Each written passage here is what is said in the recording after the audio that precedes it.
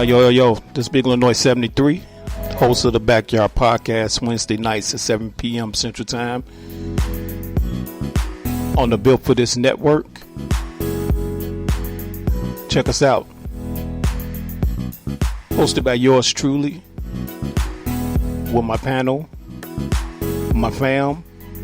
We got the sister Kim Webb, the brother Dre MC1, the brother Anuliel, and the brother HRap B. No topic is off limit. We laugh and joke. We get serious. Try to be informative. Check us out. Once again, that's the Backyard Podcast, Wednesday night, 7 p.m. Central Time. Let's go.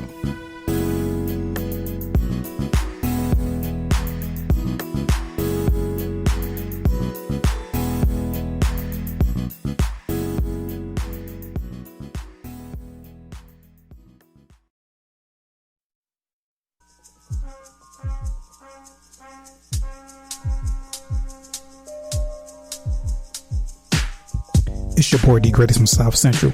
Tune in on Sunday for Sunday Night Love Jones, 4 o'clock, 7 o'clock Eastern Standard Time. And on Mondays for Monday Night Love Jones, 4 o'clock, 7 o'clock Eastern Standard Time for good music, good conversation, and good vibes. It's all about the love. Yeah, man.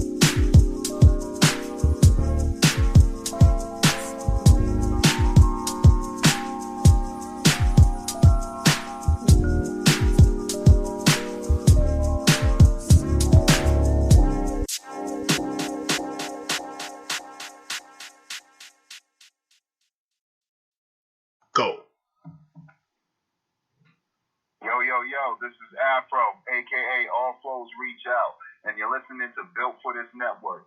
Yes, sir. Fro in the building. Stay safe. Bum. Former NBA player and wellness advocate Jarnell Stokes is the owner of Stokes Superfoods. Stokes Superfoods brings the purest form and highest quality products to those who want to turn the tables and take responsibility for their health. Educate people on the power of returning to nature and the holistic inner self. Our products cannot heal any disease alone, but we're here to assist in the healing process for both the mind and body. Stokes Superfoods are highly recommended. For more information, please click on the link in my description box below.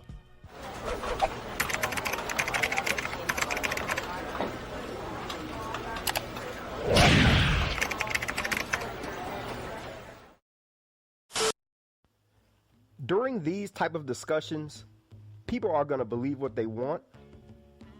So in this video, I'm only going to talk facts and facts only. No speculation, no what ifs, no assuming. No how could this happen or how could that happen. I'm only going to talk facts, and facts cannot be denied. Are we from Africa? Yes, because we are indigenous to the planet. We're from America also. We're from everywhere. Even the first Europeans were us. The Grimaldi people.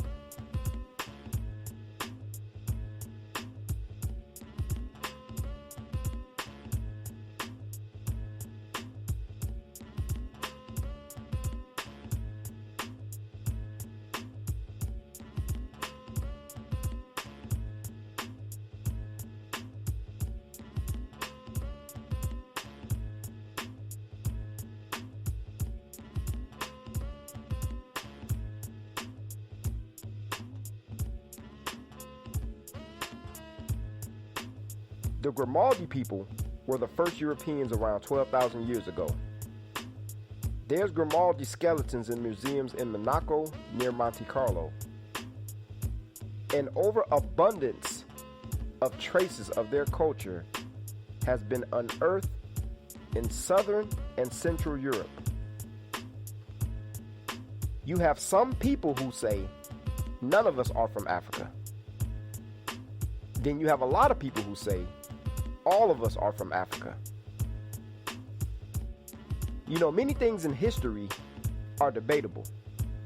And sometimes in history, we can find stories from two different cultures.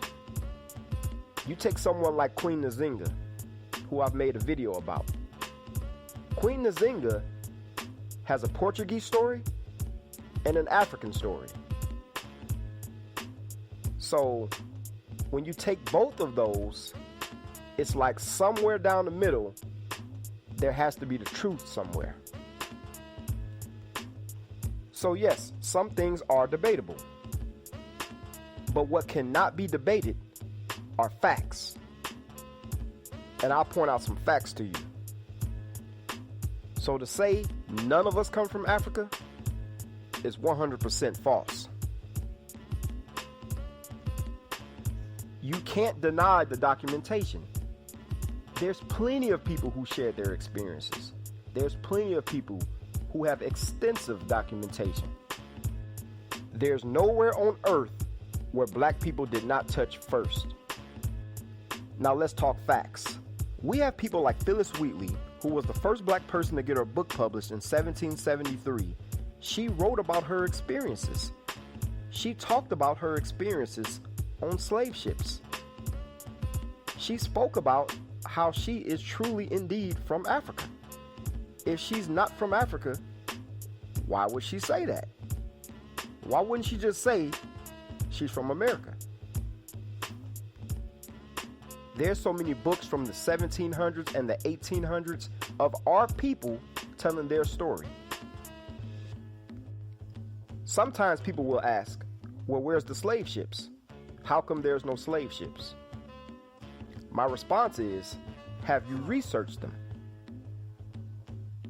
Seriously, truly, think about it. Have you researched them on your own and not just listen to somebody else? Because there's plenty of artifacts. There's so many slave ship artifacts all over this earth. There's slave ship artifacts in the Smithsonian right here in America. When's the last time you've been to a Black History Museum or a history museum, period? Oftentimes when I go and I have videos up about it and pictures up about it, when I go, I'm the only black person there. Or it may be a couple of us. Because we got the Sao Jose, we got the Jubilee slave ship, we got the Clotilda, we got the Henrietta Marie. You can research this stuff yourself. Go look into it. There's plenty of artifacts. Now think about this. Marcus Garvey's Black Star Line ended in the 1920s. Where's the Garvey ships? We don't know where the Garvey ships are. So, you're expected to see a ship from the 1700s to be in great condition when we don't even know where the Garvey ships are? And Garvey had his ships in the 1920s. That's a fact. Garvey ships were in the 1920s. If you don't question the Garvey ships, why are you questioning ships from the 1700s and the 1800s?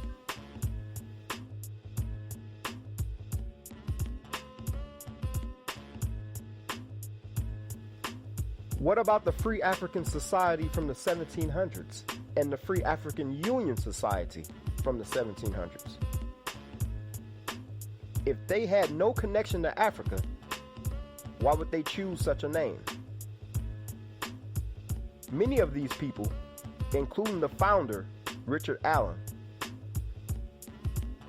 shared their experiences and they got history from their elders. These brothers was born in the early 1700s. Their elders were from the 1600s. If they had no connection to Africa, why wouldn't they just say so? A man named Martin Robinson Delaney has extensive research from the early 1800s. If there was no connection to Africa, why wouldn't he just say so?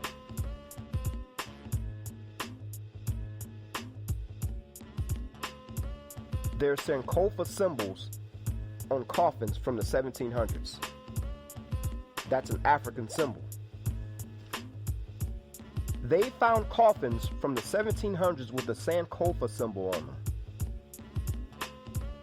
The Sankofa is about giving back.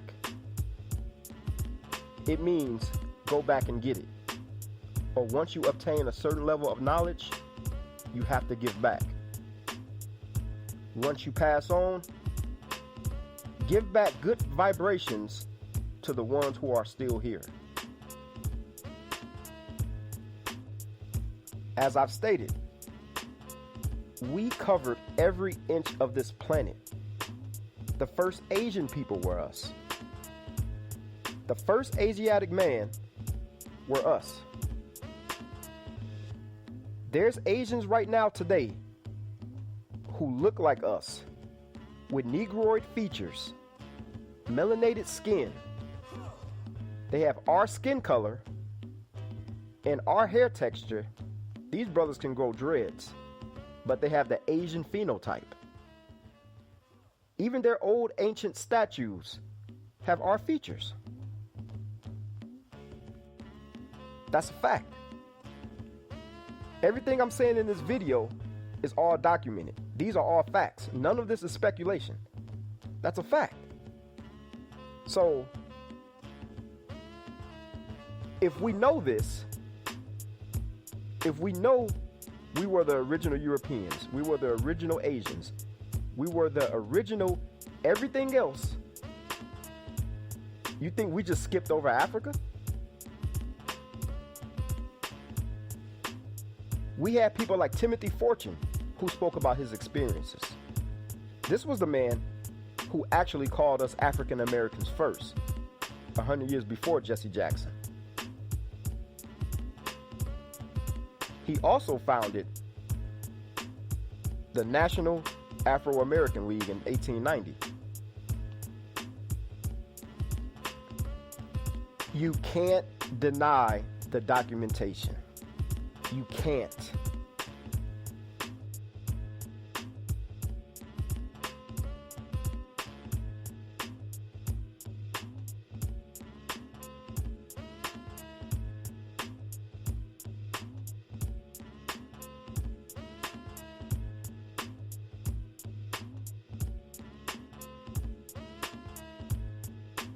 Everything stated was a fact. If you're confused, watch the video again, listen, and pay attention. Yes, we're from America also. We're indigenous to the planet. I would highly recommend the book by Chancellor Williams, The Destruction of the Black Civilization.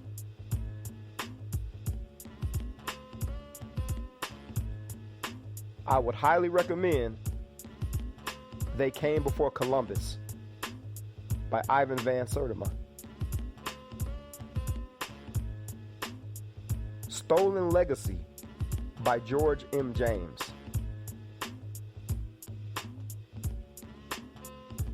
And also go check out When We Rule by Robin Walker.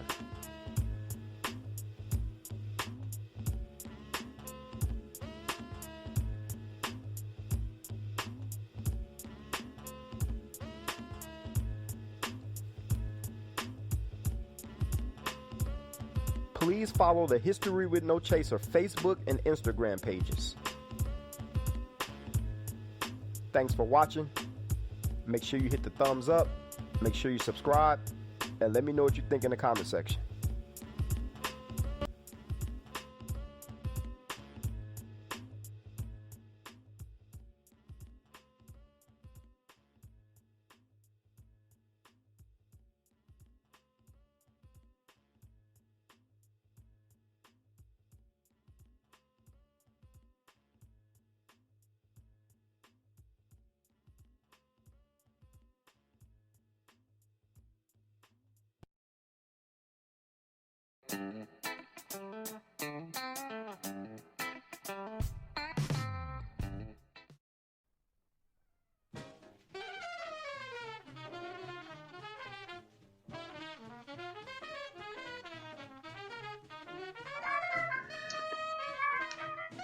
Good afternoon, good evening, good night, good morning. Thank you for joining me, HRap on the End of the Bench podcast. Last episode of 2020, Build and Destroy. It's been an interesting, half year for this, but it's been an interesting year. I'd like to thank you for tuning in again to Build for This Network. Please, if at all possible, share on your social media, subscribe, and tell a friend to tell a friend. Thank you for tuning in. It's been a very long year. Very, very, very long year. It's been a lot of interesting things going on. Political, social, financial. We'll talk about a few things that I think we need to think about before we go into this year. But as usual, what I want to do is acknowledge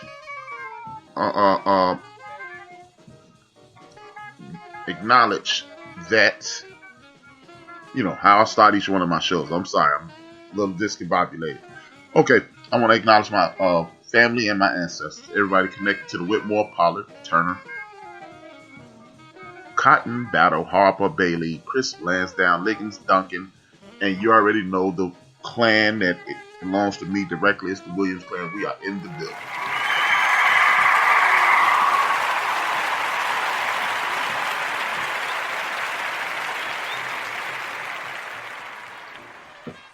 Again, man, as usual, if you are catching this show at the beginning, middle, or in the end, this is a podcast.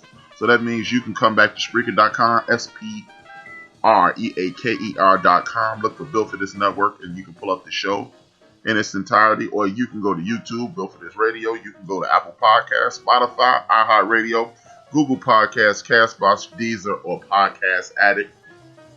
And with that being said, good evening, family. And let's get this thing started. Look, man, it's been again, and I've said this time and time again. I want to thank everybody in the chat room. I want to thank everybody that we call background listeners. If you haven't decided to connect your social media or email to Spreaker.com so you get automatic notifications, well, you probably have. If you just don't want to come in the chat room and be noticed, you are recognized. And the people in the chat room, much love to you guys. I traditionally don't acknowledge out loud people in the chat room. It's the last show, so I'm gonna do it. I got my main man RC in. I got my man DJ Mad Knox, aka the Show Killer. I got my girl His Gift. I got my man Joe from Houston. I got Naisha. I got Moni, and that is about it for now. Thank you for tuning in. Thank you for participating. And remember, anytime you write something in the chat room, if I'm not in the midst of a thought, I will acknowledge what you say. Even if I am, I will come back and acknowledge what you said. Now, with that being said, this is what I want to do. 2020 has been a interesting year for no other reason, just for health reasons, but social, political, and there's a lot to talk about in regards to this year. But seeing how this is the end of the year, I want to not really focus on 2020 as much as I want to focus on 2021. There will be no more, in my opinion, again, in my personal opinion, there will be no more normal as we know it. Like that old song, it's the end of the world as you know it. And that's what it is. We are about to obfuscate and go into another year and move forward. And what I want to do is talk about some of the things that I think will be beneficial for our freedom. And when I say our freedom, I don't mean that we're in bondage. I don't think we're enslaved. But what I do think is this is a time in which we should work towards what I consider our freedom. And what I consider our freedom is the fact that we can work towards freeing our minds, our spirits, and ourselves financially. A lot of people talk about, hey man, we need to do this and we need to do that. And it's a group project. And nobody ever says what will free us mentally, what will free us physically, what will free us spiritually. And it's just, hey man, we got to do it for the community, and then we got to get together, and it's just ambiguous. We speak in broad and ambiguous terms. Anytime you speak in broad and ambiguous terms, you really don't get anything accomplished, because broad and ambiguous terms does not galvanize a community. It does not mobilize a community, and it does not give a community of people direction. To be perfectly honest, I've given up on the concept of the whole community needs to do this, because it's never going to happen. The whole community has never moved in one direction. And at this point, this is the first time in the history of our community in which the entire world has access to our thoughts. Social media has made it so, for the first time since we've been in North America, the people who do the oppressing, the discriminating, the whatever you want to call it, they know what's going on in our heads. And it's kind of scary to have somebody who you feel is in control to finally be able to mimic you to the point whereas they can tell you what's going on. We call it, on Twitter, we call it blackfish. Catfish is when a man pretends to be a woman in order to attract a man. Blackfish is when you have a person not from our community put up an avatar as if they are from our community, and they speak in our tones, and they use the slang, and they speak the way we speak, and it's usually to our detriment. And that, my friends and family, that my family is what I consider a detrimental thing to our community. Because anytime someone can pretend to be you and have no problem doing it, that's especially when we used to take pride in having the ability to speak openly in front of people, almost in our own not in our almost, but in our own dialect, and have people totally confused. Now people are able to do it because we put our innermost thoughts, we put our fights, we put our disagreements right in front of the world, and now they attack you with it. And with that being said, let me go into the first thing that I think as a community we need to do. We need to get behind things and stay behind things.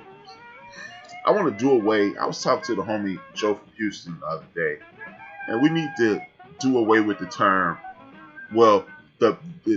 whatever we're using today that means played out.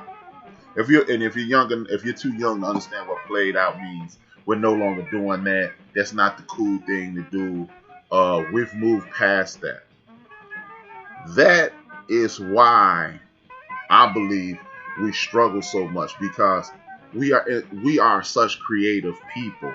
Our community, we create our own language. The slang changes, the fashion changes. It's a ton of things that's constantly changing when you deal with people in our community. And when you're so creative, you will allow someone you will create something, build it up, make it the thing to do, and then walk away from it because you are such a creator. Like, okay, that's not what we're doing anymore. And then people will come behind you, look at your creation, and go, damn, you left this behind? And you realize you've left something extremely valuable behind. They will not even clean it up. They'll just leave it almost like a wrapper on the street or trash on the street, show it to you. You go, wow, that's amazing. And they'll sell it to you. They did it with jazz. They did it with funk in the 70s.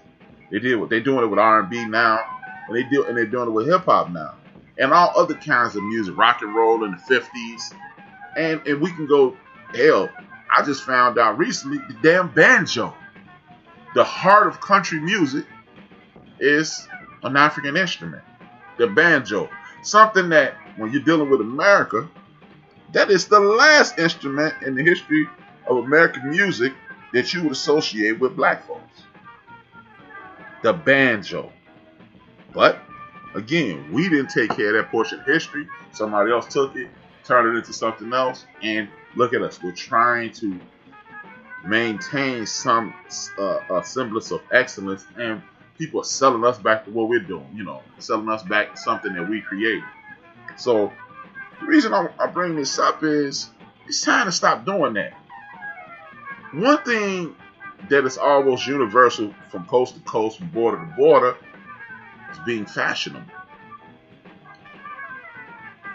Hip hop music or something black made wearing sneakers fashionable, because I don't remember who it was I was talking to this week. I was talking to my man Ron. Not Jay Ron, it's a brother named Ron I've known since I was 14 years old. At one point in our lives, you didn't wear sneakers every day. But the injection of hip-hop culture made wearing sneakers or gym shoes or tennis shoes, depending upon what part of the country you're from, a cool thing. And so we put Adidas, Converse, Nike, Reebok, and other Puma or Puma, depending upon how you pronounce it. We made them the thing to do. Along with that became athletic apparel. Along with that comes fashion. So we have a definite impact on fashion, but we don't stand behind our folks. I never actually heard a quote or read a direct quote, but it was always said that the people that own Timberland don't want black people to wear that stuff. The people that own this fashion don't want, we didn't make our stuff for black people. We always got offended. We walked away for 5 minutes and then we came back. Early this year or late last year, Gucci offended us with the thing, with the young man, with the monkeys, and we left them alone. Well, we're going to boycott them for 6 months. But that's not really how you get things accomplished. You don't boycott things for 6 months and expect people to respect you. A frequently said thing in our community is, if this happened to X community, they wouldn't have this, but we have it. See, I can remember Cross Colors and Car Canal and Willie Ware and all these people were walking into the fashion world and saying, this is what we're going to do right now. And people in our community stood behind them long enough to get them rich. And then we walked away because that was no longer cool. At some point, folks, we are going to have to stand behind something for an extended period of time and start complaining. Because it does us no good to complain about things that we can control. We can't do that. It does you no good, it does me no good, it does us no good to continue to say, hey, I'm going to stand behind this for a little while and then I'm going to go back over here. One of the companies that said they didn't make their clothes for us was Nautica. Tommy Hilfiger, as Chris is putting but you know what? If you think about it like this, every time we say we stand behind something, then it gets played out, then it fades out. So maybe Tommy Hilfiger and Nautica and Timberland, maybe they said that we ain't make our stuff for black people because they ain't want black people to say, this is cool, and then no, it's not, and then everybody walk away from it. That's one way to look at it. It could be the 1,000% incorrect way to look at it. But at the end of the day, we have to support something full throttle until the brakes fall off. Just imagine all the money that we pour into fashion. If we were pouring that into one rabbit hole. And don't get me wrong, some of those people in industry, exactly. Didn't Gucci do it too? Yeah, they probably did. No, well, from what I understand, they just had to do the offensive thing. I've never purchased. That was one man, RC. He's in the chat room. I've never supported. I've never purchased anything Gucci in my life. Never had any inkling of interest of doing it. It just wasn't it wasn't my get down. So I don't know. But if we put our energy into one rabbit hole, or down the rabbit holes of these designers, just imagine how powerful you can be. And then with those designers, of course, they have to adapt to the times. They must be innovative as well. You must do what you have to do to maintain our interests, because you can't stick with one thing, because fashion is an ever-changing, it's an ever-evolving situation. So no, you cannot just be in one area unless you're going urban apparel, but you must change it up as well. You must change up the look. Sometimes you want big logos, sometimes you want small logo. You must have casual wear, you must have professional wear, things of that nature. Sean John's attempted to do that. I don't know why people stop supporting that. And my problem with mainstream or big time industry that is owned by us, we always fall by the wayside, much like the corner store in our community. At one point in our community, we own the stores, we own the grocery stores, we own the corner stores, we own the liquor stores, you own the odds and ends stores, you own clothing stores. It was a self-sufficient community. Somebody came along, the Asian community, the Arab community, and started giving you big sums of money and took over your stores. And now you stand around and say, hey, why don't we own our own stores? Because you sold them. Because you took the big picture. You took the big check instead of looking at the big picture. And it seems that industry does it too. You know, Def Jam eventually sold out. Bad Boy eventually sold out. Ruthless didn't. Rap-A-Lot didn't. But in most cases, in Motown, they took the big money. Barry Gordy took the big money and ran.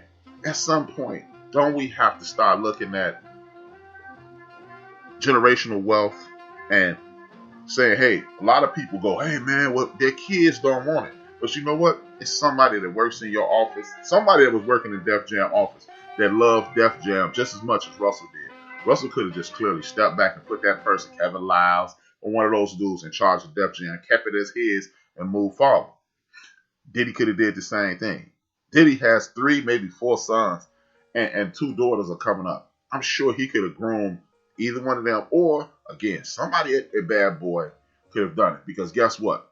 It's a very well-known in the underground hip-hop community rap label, but not in the mainstream. It's called Duck Down. Duck Down is the longest-standing black-owned, or partially black-owned, because Drew High isn't black, but it's white black and Buckshot black. So it's, do the math. But they didn't sell out, and they're helping people put out projects to this day, and everybody's getting paid, and everybody's happy. Why do we continue to sell our industries away? And then those very same people, Bob Johnson, standing on TV talking about, hey man, what about reparations? Bro, you created BET. You could have been hiring people all over the country, because you could have put a BET. You start off in DC. You could have moved up the road and put one in New York. You could have put a BET in Chicago. You should have put a BET in Detroit, LA, and one in Texas. And you'd have had BET offices around the country, which will be creating jobs, opportunity, and generational wealth for you and your family. Again, we can't continue to sit around and complain that we don't have opportunities, and we keep taking, you know how hard it is. I understand how hard it is to turn down a $4 billion check. A $4 billion check. That is $1 million 4,000 times. I know damn well it's insanely difficult to turn down that. But is it impossible to say, you know what? I'm worth about $800 million or $600 million. And then if I continue to pump money into this BET thing, in 5, 6, 8 years, I'll be worth $1 billion. I could walk that $1 billion down versus running and jumping the gate and getting it. Because look, man, again, I was talking to the homie Joe this morning, and I was like, bro, once you get to about $250 million, it ain't really anything that you really want that you can't buy. Like, Oprah Winfrey is worth like $3 or $4 billion at this point. Maybe even more, I'm not sure. What is it that Jamal Mashburn or Shaquille O'Neal want that they can't get that Oprah has? Well, a television station? Okay, cool. But Oprah had to get a loan from the I think it was Paul Allen to get that damn thing. So it's all relative. It's not really, once you get a couple $100 million, you're out of the buy toy phase of your life. Hopefully, you're out of that stage of your life. So to get $1 billion is a status thing, and of course, hey man, there's no such thing as I have enough money. And if anybody tells you, man, I got enough money, they are lie. They are a lie, because last time I checked, between March and September of 2020, Jeff Bezos made $70 billion. I'm going to tell you how much money that is. Jeff Bezos gave his wife $40 billion in a divorce settlement last year, 2019. He ain't even missing it now. As a matter of fact, he was never missing it, but he's definitely not missing it now. He's definitely not missing it now.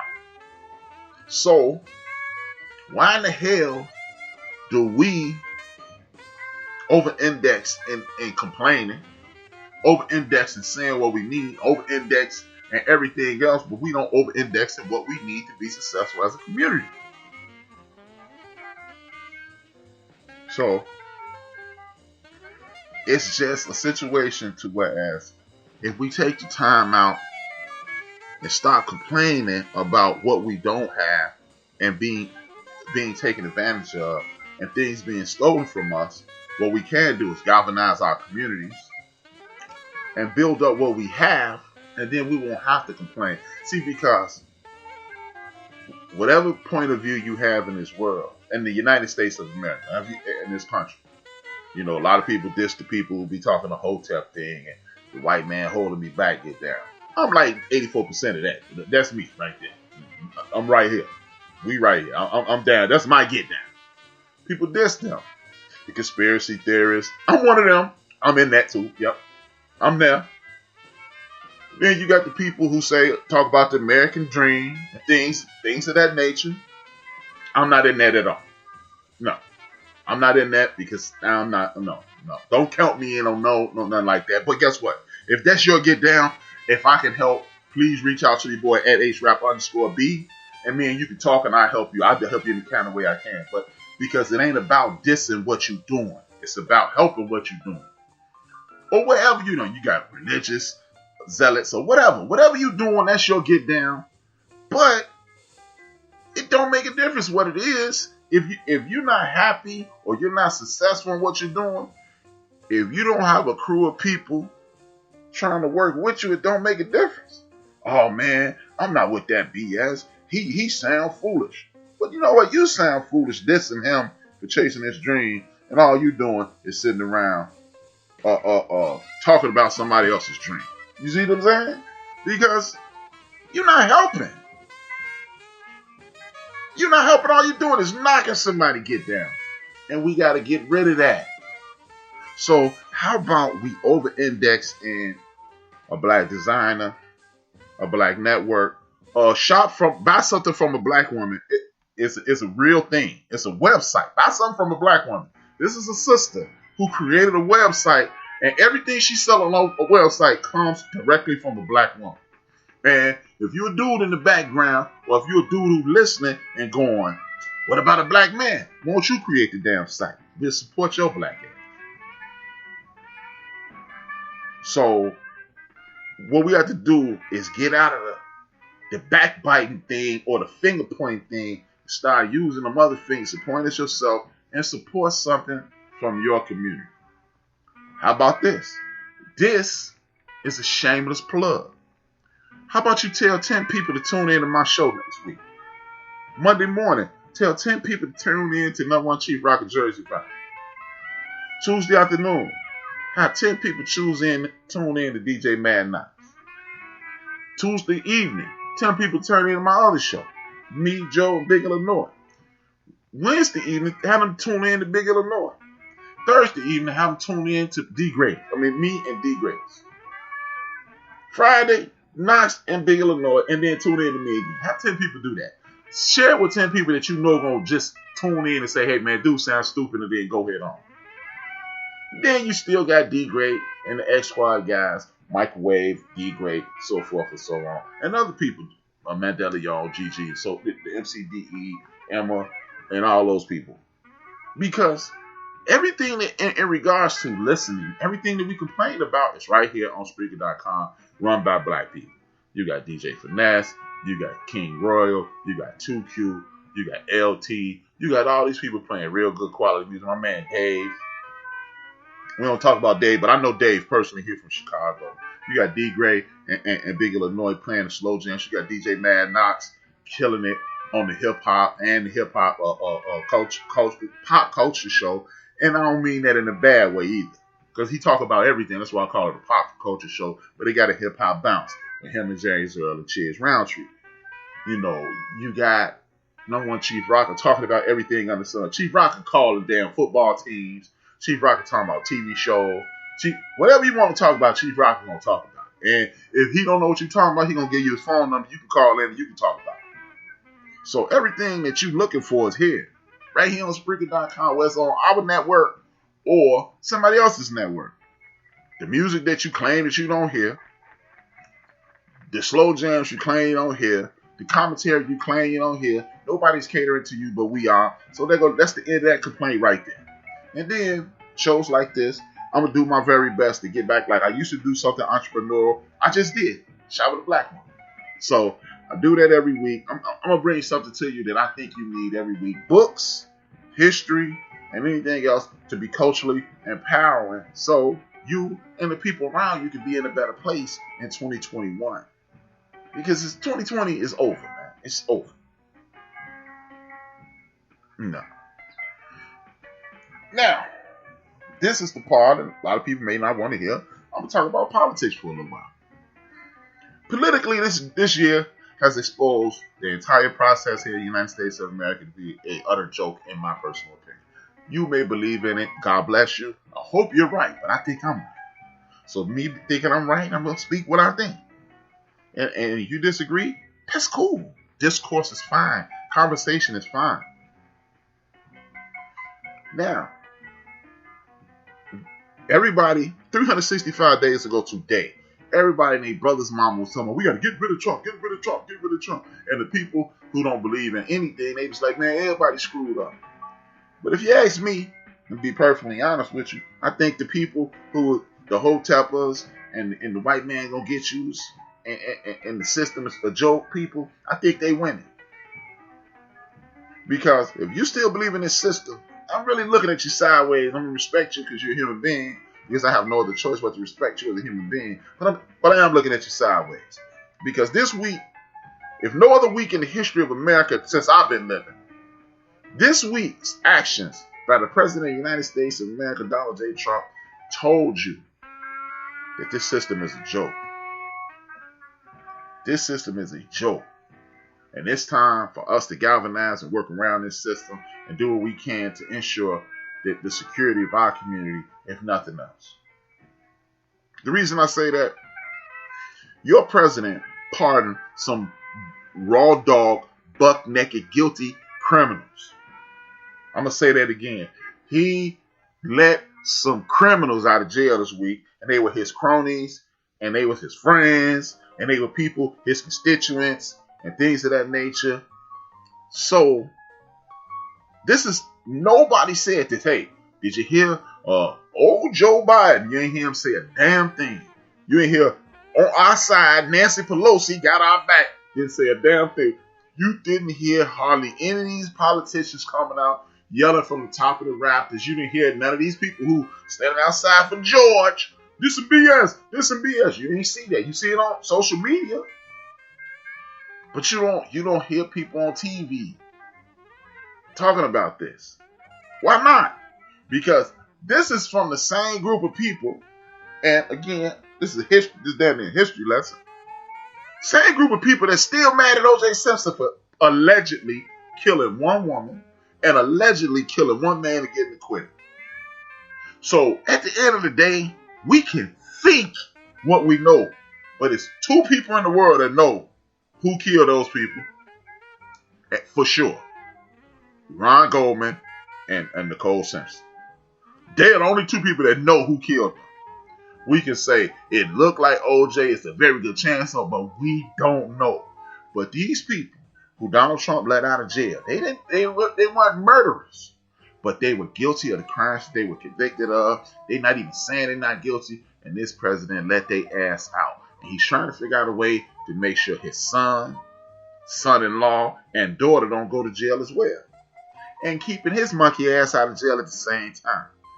And you don't hear no Joe, your man Joe Biden, who I told y'all 2 weeks ago, it's time to start looking to replace his ass now. Not in a minute, not in 4 years, not in none of that. Right now, not even now. And everybody, when I used to say this on Big Illinois show on Wednesday, we need to get Joe in, slow down this bleeding, and then start working on the way to get rid of Joe. People's looking at me like, man, you got to give him a chance. No need to give Biggie a chance. I knew who Joe Biden was. I know the fact Anita Hill, I know the fact that Clarence Thomas is on the Supreme Court voting against everything that's beneficial to people who get up and work every day. It's Joe Biden's fault, because Joe Biden at the time what's the man with them black ass hands, looked like a damn turtle in the face, speak Mitch McConnell. He was Mitch McConnell at that time. And he let that dude go after harassing the shit. He didn't put his dick hair, he put his pubic hair on a soda and embarrassed the hell out of that sister Anita Hill, and Joe Biden let it go through. I don't give a damn about no crime bill, because you know what, that crime bill, y'all could miss me with that crime bill, because most people in the United States of America was asking for that crime bill. Most people in our community, that crack thing had busted our community wide open. We had to see people walk around like zombies. I don't want to hit the, oh man, they ain't have to lock them up like that. Most people in this damn country was asking for that. I'm not blaming that clown for that. But the fact that he was running with Strom Thurmond, the fact that he disregarded Sister Anita Hill, because if Anita Hill was Karen Hill or Karen Mick anything or anything with a vowel or Schultz or anything like that, Clarence ass would have been, he'd have been Clarence, not Clarence. He'd been Clarence Thomas. So miss me with that nonsense, Joe. I ain't trying to hear. And everybody want to get up in arms about him being loud. And he a loud dude, so what? Let's just look at the facts. Facts over fiction. Let's move the emotion away from this. This dude has a history of sticking his finger in our behind. But, we have a better chance of bending and molding him to what we want him, to quote the great sister Angela Davis, than we do this other bozo. Because he don't want, see, personal opinion again, he's a racist. Donald Trump's, in my opinion, he's a racist. Donald Trump is a bigot. Me and the homie Big Chris in the chat room, we had this conversation. A bigot is like fuck you and everybody who look like you and everybody who look like them. A racist is bias. I think Joe Biden is racist, and I think Donald Trump is a bigot. Bigots put on white sheets and burn crosses in front of your house. Racist kind of cheat you out of jobs, and shame that he do it on the low and really don't want to get caught. Agree, disagree, or go along with it. I get it, I understand, but that's just the way your man rap feel. But at the same time, this is a dude who is detrimental to our advancement. Period. He is detrimental to our advancement. So now that we got the bigot out the way, let's get the racists out the way. And if we start looking for somebody to vote for tonight, Stacey Abrams, somebody who definitely on our side, 2021. What's my sister's name? Sick and tired of being sick and tired. Why don't I want to call her C.J. Walker? Can't think of her name right. Fannie Lou Hamer. That's who the sister is. We can get somebody like that, or the brother Harrison, who lost to South Carolina, who you know got your back. By the way, I don't trust Warnock. For my brother and sister who listen in Georgia, I don't trust Warnock, but he's the best we got right now. But I still don't trust him. We got to keep an eye on this clown ass too. But it's just, look, man, this dude is a band-aid. He is not the end-all, be-all. Another thing, man, with this damn vaccine. If you are in my community or any community that walks the face of the earth and you don't trust the United States federal government in regards to your health, Shout out to you. Give you one of these. If you don't trust them with your life,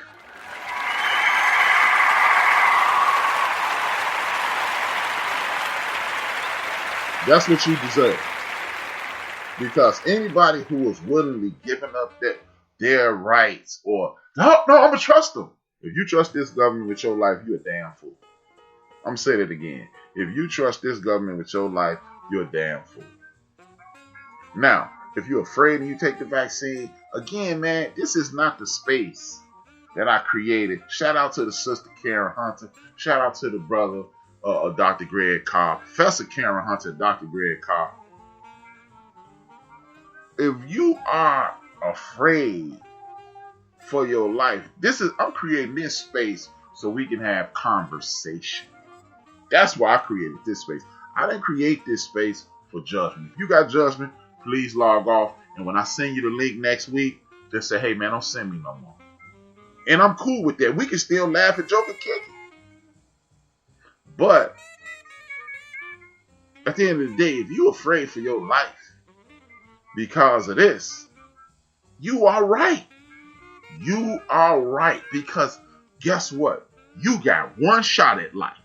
And if anything threatens it, it's your job to protect it. So I ain't mad at you. But I'm here to tell you, if you running towards these people with these vaccines after 6, 8, 10 months, and here's the sad part. You crazy in my opinion. But here's the sad part. I listened to an expert on vaccinations, and I listened to a person who had participated in one of the scannings and things of that nature. And she actually relaxed my mind in regards to taking it. But I'm still not looking forward to taking it. No. Because one of the arguments she made, and I'm not trying to talk you into it, because the hell with HRap be. Man, HRap, shut the hell up. If that's what you think, you right. But she said most vaccinations are created relatively quickly with very few side effects, but the pharmaceutical companies spend 12 to 18 months trying to figure out how to pimp us with it. Well, because the United States federal government gave them the bread to do it, then they gave them the money that they were scared they was gonna make. So they go ahead and shot it out there to you, which I understand it. And she also explained how this vaccination is not like a traditional vaccination when they put some of the illness in you and then your body creates it. What this does is alert your body that this is coming, and then it creates it, but it alters your DNA. Which she answered that too. Most things that enter your body alter your DNA, and it relaxed me mentally. But my spirit don't work that way, man. My spirit guides me. My spirit puts me in a place in which I am in control, and I go, woo, that was good. But I don't trust you as far as I can throw a manhole cover with a fat chick on it. That's it. I'm not going to do it. So if you are not scared, you're crazy. So nobody, again, man, I want us as a community to get out of this thing that's wrong. Because most people in this chat room and most people who listen to this show, they love shrimp and seafood. That shit would kill me deader than Jim Brown. Well, damn, excuse me, Jim Kelly. Oops. Sorry, Jim. Damn. My bad, homie. I don't want you to croak. You are 3-4 days old in baseball. But you can still be around for another 10, 12 years if you want to. But that's what I'm saying, man. You can kill your ass quicker than Jim Kelly, man. So, seafood is right for you, but it's bad for me. So we got to get out of this thing that is good for you, or you wrong. No, I'm not wrong. I'm right for me. And you right for you. You cool. It's cool to be right for you. So let me hit this chat. My man RC says lots of great shows. There's a select for y'all listen to weekly. Some I need to check out more. Shout out to RC. Thank you for the support. I know you support the hell out of Built for This Network. So I speak for Built for This Network. No matter who it is, who the host is. We thank you for that. And he's gonna pardon more crooks before he get out of office. He's holding up the stimulus package for those who really need it. Exactly. Oh yeah, Nancy and Chuck Schumer and all. Where y'all at with that at? Y'all can only afford $900 million, and y'all literally was printing money. By the way, you had millionaires buying boats and planes, and now you want to short the working class. Again, it's time to get these goofballs out of here. Find somebody you can trust in. I'm from the Couch Potato Show. We talk about TV. Be like old boy on Good Time. Get rid of Alderman Davis. Get the young dude the afro. Because these dudes ain't doing it. No, I'm not messing with that vaccination. The only difference, that's what my man Big Chris. The only difference between Trump and Trump is one rattlesnake and the others are boa constrictors. Straight up. I totally agree with that. Welcome back to my sister, my homie, my best friend in the whole wide world. My girl, Miss Low Key. It's always good to see you. She be busy getting her backyard boogie on. By the way, I got something smart to say about it. And she know what I got to say. It's an inside joke, but that's my dog. So I got to get at it like that. Oh, yeah. Jim Kelly, straight out of comic book. Thank you. Man, I done killed Jim Brown, man. Damn. But back to the topic at hand, man. We have to understand, man. You don't have to agree with a damn thing that I say on my show. Nothing. When I share my opinions with you, and I'm going to say this, and I'm going to keep saying it, because my entire 50 years of existence on the face of this earth, my entire 50 years of existence, like I said 2 weeks ago, the old white politicians have to go, and some of them young black coons got to go. Yep, I said it, coon. Sucker ass coon MF. There you go. Shout out to Big Illinois. But like I was saying, man, I've been living 50 years. I have been loud. I've been in people's face. I have been bombastic my entire life. But just because I'm sharing my opinion with you, I am sharing my opinion with you. I'm sharing information that I have received with you. I don't give a damn if you agree with me. And guess what? I'm not trying to change your opinion. This is just information I come across and I share with you. If you can say, man, hey, one of my oldest and dearest friends, I presented an idea to him 4 years ago, and he literally sat on the phone with me and said, man, that is the stupidest shit I ever said in my life. You ever heard you say in my life? Hey, he ended up being wrong as hell, but then he called back and apologized. But it didn't stop me from loving that brother anymore, any less. It didn't change the dynamic of our conversation.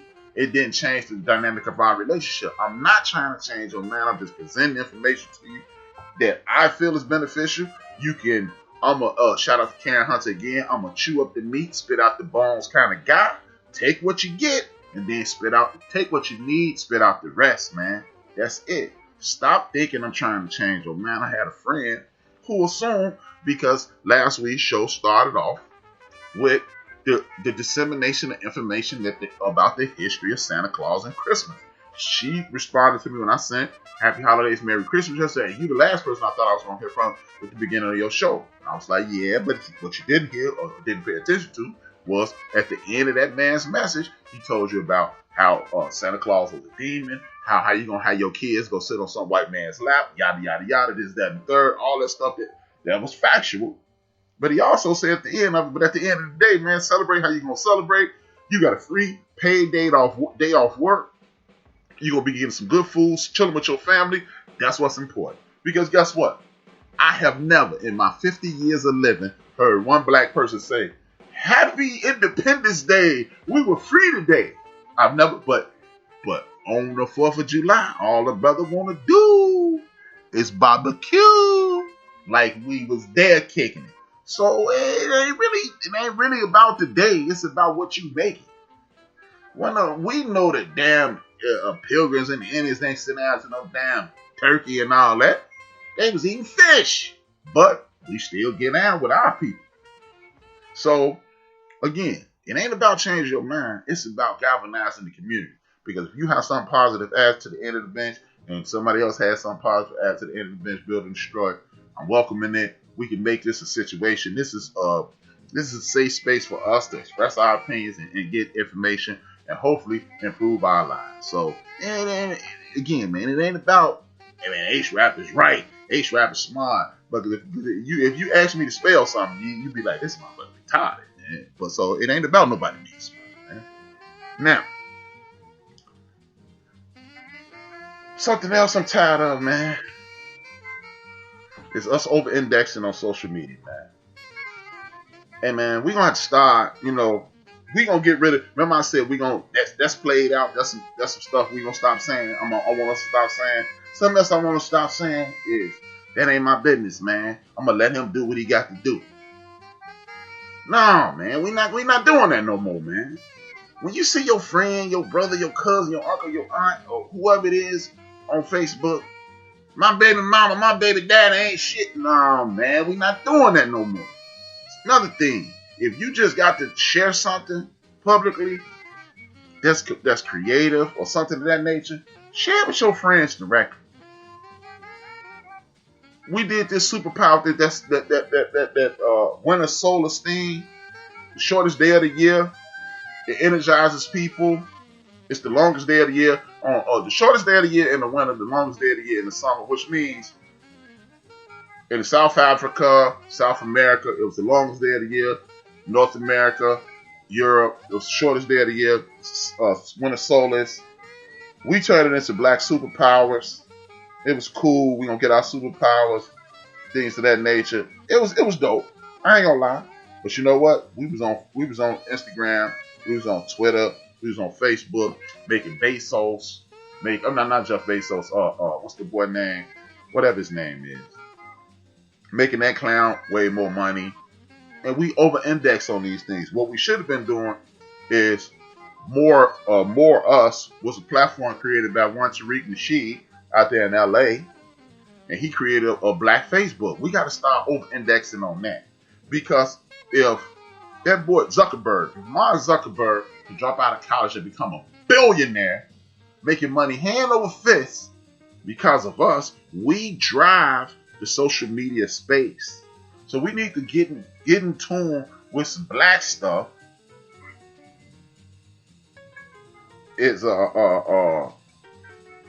And over-index on that. That's what I want us to over-index on. We need to find a space for us and come up on that, man. Because it just don't make no sense to me that we keep Instagram TV,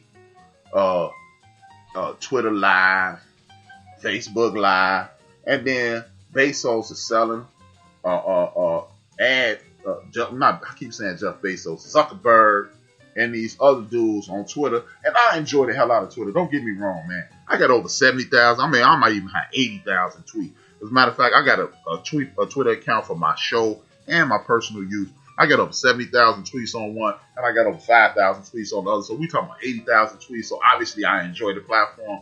But if we're going to over-index on something to that nature, 20,000 things said, that's not even counting the ones I deleted or the ones that didn't go through. We can turn something else that's ours into something to that same magnitude, because guess what? We're the cool.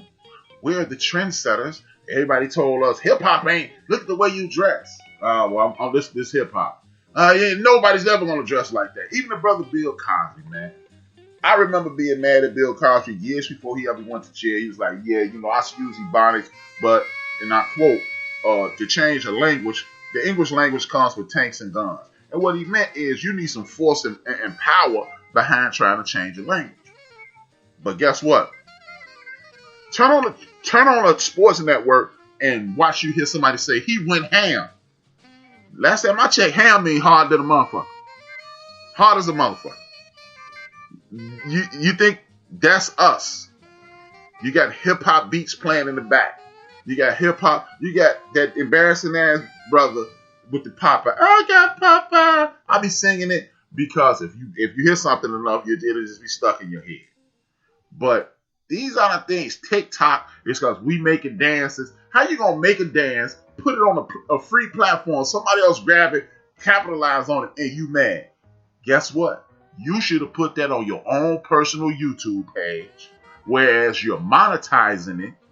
And then when you got a billion clicks on it, you'd have been like that dude Daylock, who used to be on Wild and Out, the Chinese dude who put up some goofy stuff on YouTube and said he got his first check, he paid off his parents' house.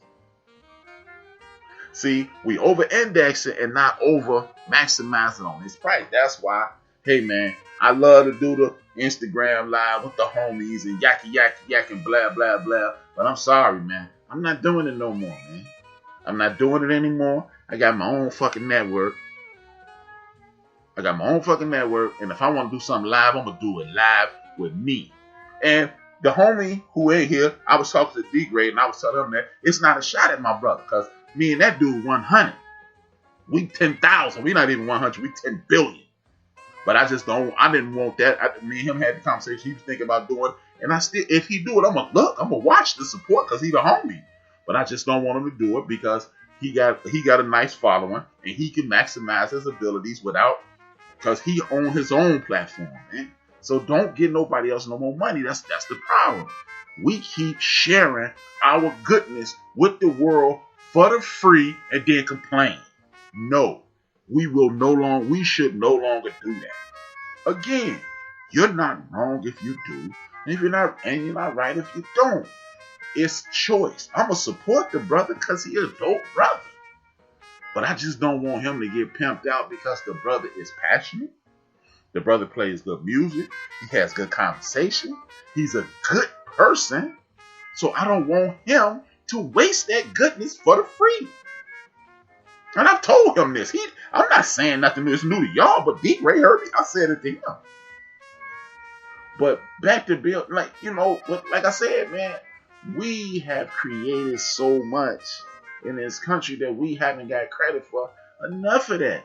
2021 and into perpetuity, we need to be getting chopped for everything we do. We should.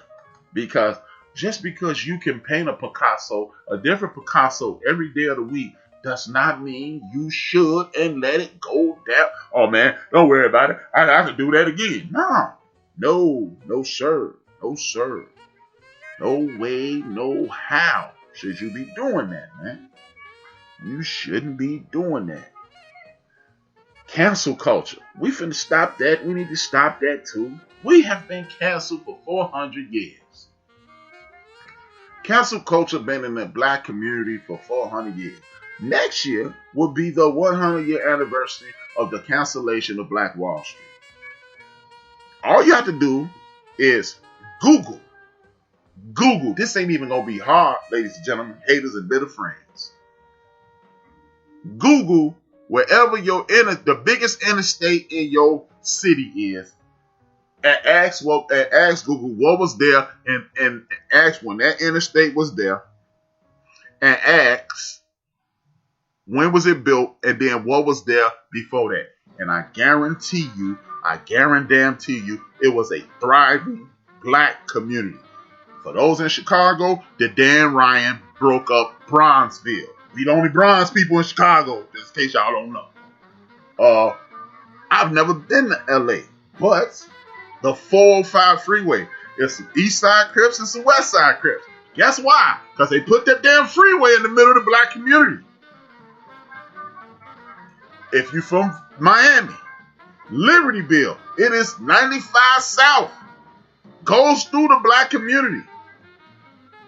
And we can do it chapter, book, and verse through the entire black community. And you will be like, damn, this is true. And if you really want to scare the hell out of yourself, Google your address and ask for the history of your address. You would scare the hell out of yourself. You would be like, OMG. There is a place. I can't think of the lake right now because I won't even want to talk about this, but it's a lake in the state of Alabama. The lake sits on top of what used to be a black town. It is a resort. It is a town that was owned by us, sitting under that lake, in that lake. Like, you always see the Atlantis, and it's a city underwater. It's a city underwater, and those cities are throughout the United States of America. Seneca Park, New York. Nobody has ever heard of that. But they call it Central Park now. It used to be owned by people that look like me and you. Joe says I-45. Exactly. Right in the middle of your neighborhood, separating you from your folks, destroying black businesses, using things like eminent domain to get you out of your comfort zone.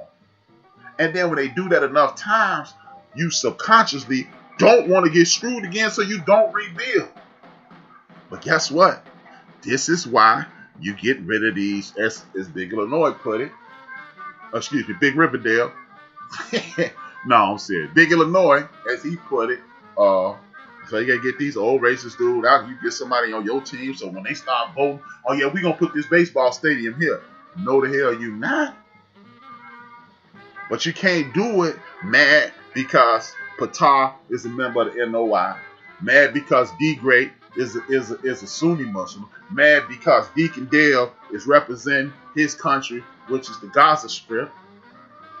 Mad because Low Key is Jewish. Mad because HRap is an atheist. Mad because Joe is as Gnostic. It's a difference. As Gnostic and atheist. It's a difference. Look it up. You can't. It don't make a difference because you know what? When it's time to shoot you or take your shit, they don't care who you pray to. You could pray to Kermit the Frog, and they gonna take your shit. Exactly. There you go. There you go. My man Chill just put it in there. The West Side was thriving from Hey, my man Patah, Chill, y'all will be surprised. Chill and Patah, Chill and Patah used to hang in the same area. Me and Chill grew up in the same neighborhood. That's William Gatewood for the people who looking in the chat room. And Patah, right around the corner from Marquis' house, Patah, Google that address and you will see that liquor stick, that corner store and that church right there around the corner from Marquis' house. If you Google that address, you are going to blow your mind. Chill. What I'm telling him to Google is Central Park and Roosevelt Road will blow your freaking mind. So while you're sitting around bickering and arguing about who you pray to, who you lay with, what you like and what you don't like, these people laughing at you, and then they got the gun just in case I get too popular. They gonna kill my black ass, and then it's over. That's all it is. I'm keeping funky with you. That old rap get too popular, pow, and all of a sudden I'm gonna get cancer or something, and it's over. I'm just letting you know. Hey, they gonna shoot my ass. They'll have some gangbanger shoot me, and you see black on black crime. See, and I'm over. So they ain't let my big mouth ass get too big. Hopefully, let me get about 4-5 million, then I'll shut the fuck up and just be talking to people one-on-one.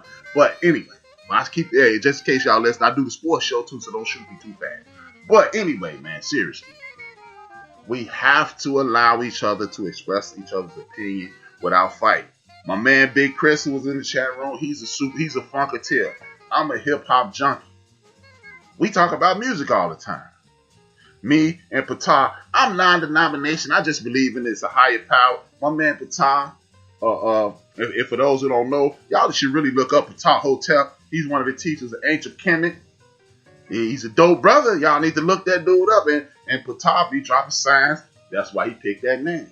I picked HRap B because HRap Brown was a loud, bombastic brother. I'm loud in your face and bombastic. But the thing is, we have to be able to communicate and stop destroying each other. Because you got the whole world mad at you already. Why you got to be mad at you? We can disagree without being disagreeable, brothers and sisters. We can. We can. It doesn't have to be an angry, combative situation to disagree. You don't have to get mad at somebody to disagree with them. You don't have to call them a name in your head to disagree with them. Hey, get out of here. I ain't going with that. And then either they can attempt to convince you or they can leave you alone. But we gotta knock it off. We have to, man. Stop worshiping these athletes. Stop putting an hour to your day to looking up something that you don't know. Go down that damn YouTube rabbit hole. No. You got to look at it in the early. Hey, next time we kick it, I'll show you. It was black on, family. You would be surprised. And I'll tell you what, Pata. Look up 1815 Club, Roosevelt Road and Woods. When you see that club, understand Roosevelt and Woods, Chicago, Illinois. For those who listen and they're not from Chicago, Illinois, Roosevelt Road and Woods Street. Charlotte 1815 Club. When you see that club, understand the dude who played the stuttering champ at Harlem Nights' dad owned that place. I know that for a fact. 1815 Club, man. And the only reason they call it 1815 Club is because that was the address. I'm telling you, the champ from Harlem Nights, his dad owned it. Roosevelt Road. It's the neighborhood I was born in. Now, some of the pictures you're going to see, it look like a dump. And I just pulled it up again, and I remember that car sitting out there. I do remember that old red glass car. That car sat out there for a long time. But the 1815 Club was popping, and the champ from Harlem Nights' dad owned it. So, I'm telling you, it is what it is, brothers and sisters. We must stop over-indexing on other people's things. We must stop bickering. We can have a disagreement. Man, you don't have to agree with anything anybody says. You can say, no, I don't agree. Miss me with that. But what else are we going to talk about?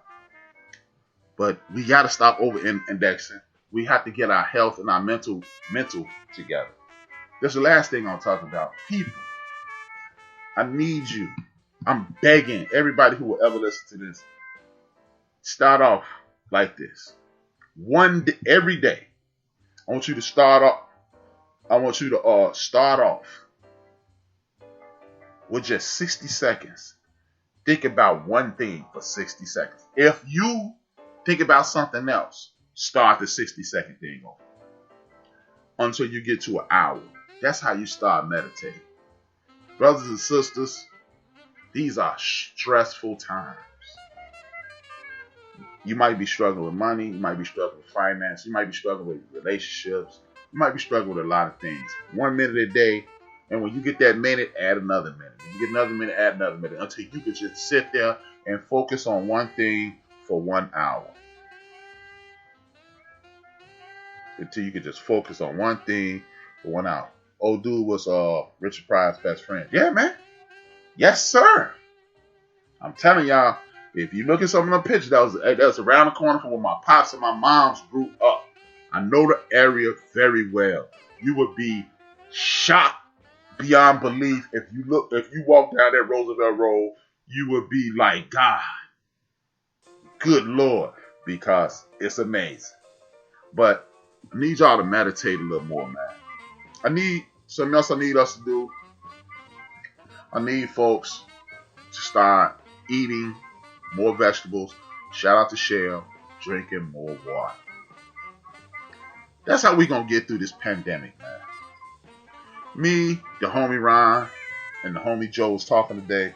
Something as simple. This gonna sound crazy as rich respect. But did you know if you put a potato and or an onion in your sock at night, it will remove the toxins from your body. It will move the toxins from your body. Now, it's going to be disgusting because you got stuff in your body that you don't even know that. But we got to get these things out of our body. Y'all heard me reference this book 1,000,005 times. This book I read, it will be 30 years next May. Read it. It said, the Creator made it so the truth will be presented to you no matter what it is. In the movie Mandingo, the dude who was the enslaver, the white man who was the enslaver, he called a young boy over to put the onions and potatoes on his feet, and he told one of his friends, the Negro pulls the toxins out of my body like that. what we gonna do is start doing that, man. Y'all don't have to trust me, man. Look it up, man. Your feet are the most important, one of the most important organs on your body. It's connected to everything in your body. Your lungs, your heart, all that. Just look up your feet, man. It is connected to everything. Get these toxins out your body.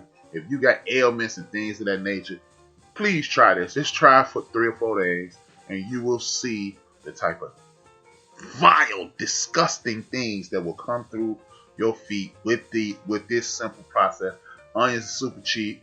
Potatoes are super cheap. Do it for a week. I guarantee you'll feel better. I'm gonna start doing the Minister of Wellness thing every week. Again, I already do the Black History Fact at the top of the show. We're gonna get through this next year. We're gonna be healthy, wealthier, and wiser. And if you follow me on Instagram at HRap_B, I am celebrating a holiday that we created. It is called Kwanzaa. You know, we celebrate Thanksgiving and all this stuff. We're gonna celebrate Kwanzaa. Today is what is it? God damn it, I forgot it. I know it's unity. I know it's strive to maintain unity in the family and community in the nation and race. Shout out to Patar. Fasting is good as well. Fast 1 day a week, man. At least 1 day a week. Well, you're only drinking water, coffee, or tea. Because contrary to popular belief, black coffee is good for you in moderation. Tea is good for you. Tea has been known to fight off Alzheimer's and other type of brain. Ujuma. Thank you, Naish. I had it memorized, but I didn't write it down. I know it's to strive for and maintain unity in the family, community, nation, and race. Juma. Thank you, Naisha. Naisha, one of my oldest friends. Super dope person. By the matter of fact, man, follow my sister Naisha on Instagram. I think it's Sapphire versus damn. Put your Twitter handle in there, Naisha. Naisha makes candles. I'm sure she'll ship them to you if you purchase with a shop with the sister. If anybody else got something that they selling, holler at your boy at HRap_B. Super dope sister. Please support her like you support me. Dope candles. She's a dope person. Help her become a millionaire. You helped everybody else become a millionaire. Make Naisha quit her job. How about that? Make Naisha quit her job. Sapphire. I can't think of it. Sapphire versus something, but I know her because I see her get down because I know her. So, thank you for tuning in as usual. Happy holidays. Happy Kwanzaa. Hey man, thank you for all the support. Thank you for always tuning in. Thank you for helping me get this off my chest because I need to get it off my chest. Naisha versus Sapphire on Instagram and Sapphire Soul Candle. Please support the sister, man. Please support the sister, man. Make her a millionaire so she can hire your son, your daughter, your grandson, your cousin, and all of that nonsense. You know, rock with her, man. Lead with her, rock with her, man. I want to thank y'all for supporting Built for this network. As I said, tomorrow Raider be on. Then D Great, he'll be on tomorrow night. Then number Chief Rocker Monday morning. Tuesday afternoon, it's DJ Knox. Tuesday evening, it's the end of the bench with me, Big Illinois, and Joe from Houston. Tuesday evening, late Tuesday evening, is Red Beauty Emma. And if you follow me, you would notice that my girl Lady J, she be dropping me her shows and stuff. I share everybody's stuff. Reach out to me, man. Become my friend on Facebook, Brian D. Williams at Brian D. Williams on Facebook, at HRap_B on Instagram and on Twitter. If you drop me your line, I'm sharing your joint. Post it in any one of my groups, the End of the Bench, Build or Destroy. I don't think Big Illinois will get mad if you put it in the backyard. Brothers gonna work it out. We gotta support each other to make this work, man. Oh, we'll finish the thing. You got Tuesday night. You got Mandela and Girly Girl for Tasty Talk. Wednesday afternoon, you got my man D Great, Westside Wednesdays. Then you got in the early evening, you got my man Deacon Dale, the Happy Hour, funny show, dope show. mad personality with Dale. Even though he from the Gaza Strip and grew up in the Falkland Islands, you got to just download that app, Deacon Dale. Understand DeaconDale.com. The app works wonderfully. It makes him actually sound black and like he's speaking in English. But check out Deacon Dale. And then Wednesday evening, you got Big Illinois. Thursday evening, you got DJ Mad Knox again. Me and D Great. You know what? D Great and is not gonna do the show with me this week. I'm gonna do a fun show, a year-end show on Thursday or Couch Potatoes. Have a little fun. I'm gonna talk about the shows like Christmas movies that you don't think is Christmas movies, funniest Christmas episodes on TV shows, and a bunch of other stuff. I'm just gonna act silly. I'm gonna be B, and the HRap not gonna be on that show. I'm just gonna be silly ass B. And then and as usual, DJ Knox and Big Illinois killing it on Fridays. Lisa Dukes and Deacon Dale, depending on what mood you're in on the music, on Saturday afternoon, and 165 and a half hours, 66 and a half hours from right now, I will be back with Build and Destroy. I am still accumulating interviews to start the Rapping with HRap, a living history of the black community show. The end of the bench, Rapping with HRap, a living history of the black community. I got some in the can. I'm working on some more. I got 3 or 4 more. I got 4 more commitments. I need 4 more after that. Then I'm going to start releasing them. I'm going harder than paint in 2021. Your man HRap, sick of this working every day. Sick of not doing what he want to do. And I'm finna burn it down. So, with that being said, man, dream those dreams and man up and woman up and live those dreams. It's life without dreams flows in black and white. Life with dreams flows in technicolors and surround sound. 2 fingers. Rest in peace, Reggie O'Shea, a.k.a. Combat Jack. And I like to say, as if y'all don't know about it yet, I like to give y'all this what I call black aloha. When you walk in a room, if you walk in a room in Hawaii, they say aloha. When you leave a room in Hawaii, they say aloha. And with me, at the top of my show, I say, Good evening, family. And at the end of this show this afternoon, I'm going to say, Good evening, family. Let me tell you a story. Once upon a time, a man got fucked. That's the story of black people in America. Shit, you all don't know you black yet. You think you just people. Let me be the first to tell you that you are all black. The moment these Dutch motherfuckers set foot here and decided they white, and you get to be black, and that's the nice name they call you, let me paint a picture of what's waiting for you on the shore. You arrive in America, land of opportunity, milk and honey, and guess what? You all get to be slaves, split up, sold off, and worked to death. The lucky ones get Sunday off to sleep and fuck and make more slaves and all for what? For cotton, indigo, for a fucking purple shirt. The only good news is the tobacco your grandkids are gonna farm for free is gonna give a shitload of these white motherfuckers cancer. And I ain't even started yet. 100 years later, you're fucked. 100 years after that, fucked. 100 years after you get free, you still getting fucked out of job and shot at by police. You see what I'm saying? This guy gets it. I like him. He's getting angry.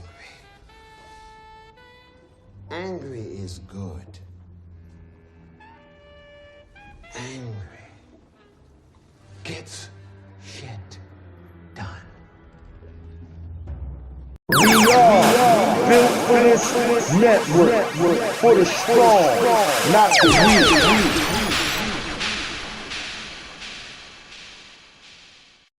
Good evening, family.